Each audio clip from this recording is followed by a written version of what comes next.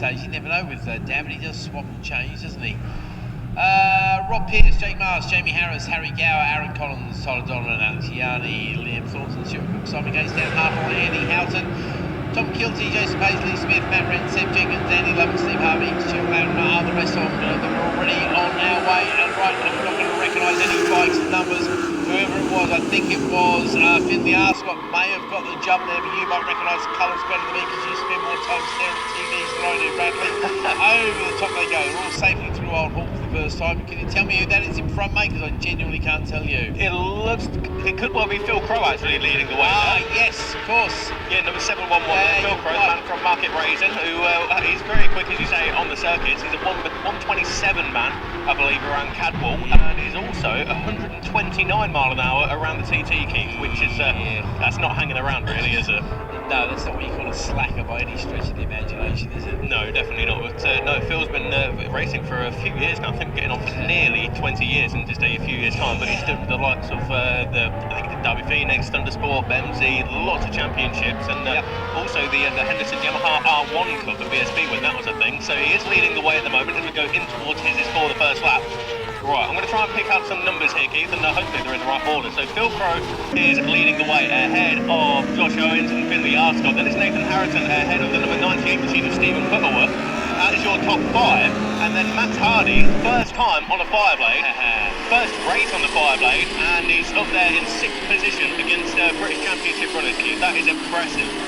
Young Max, definitely chip off the old block. His dad, former YPM champion, of course. His uncle was a former YPM champion as well, so there's definitely a bit of speed in that family somewhere along the line. Definitely comes down to both his mum's genes and his dad's genes, that's for sure, as the leaders come across the line then. And you say Max could be the only actual powerbike runner in the field. Right, let's have a look at the order then. Over the line, it is indeed Crow from Owens, Marscott from Harrison, from Butterworth, from Crosby, Hardy, Creasy, Luxton, Wallington, Stone, Halliday, Cranston, Perry, Blackwood, Pearce, Krabiecki, Burrell, Thompson, Marsh, Wood, Gower, Donovan, Roberts, Morris, Thomas, Cook, Yanni, Hartle, Gates, Kilty, Jenkins, Collins, Red, Hayes, Houghton, Harvey, Latimer.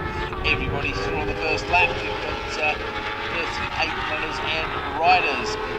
Crow, the man to beat at the moment there, Bradley. Yeah, I think the difficulty is, of course, that I think a lot of these guys will be doing a bit of testing before BSB come here at the beginning of next month, and they're all using their black testing fairings, so they all look very similar from a distance, so we'll try and pick them out. But yeah, Phil Crow, very successful with a number of clubs, as we say, still leads the way ahead of Josh Owens on that number 65 Honda. So Phil Crow, I'm not sure what his plans are for this season. I suspect he'll be doing the TT and Macau and whatnot, as he has done over a few years now, but Josh Owens right there, former British GP2 champion, and then I believe that was Finley Arscott. Nathan Harrison on that H&H Honda, of course, former HRC rider at the TT there with Dean Harrison and John McGuinness and whatnot, but Nathan Harrison from the Isle of Man there, very, very talented young man.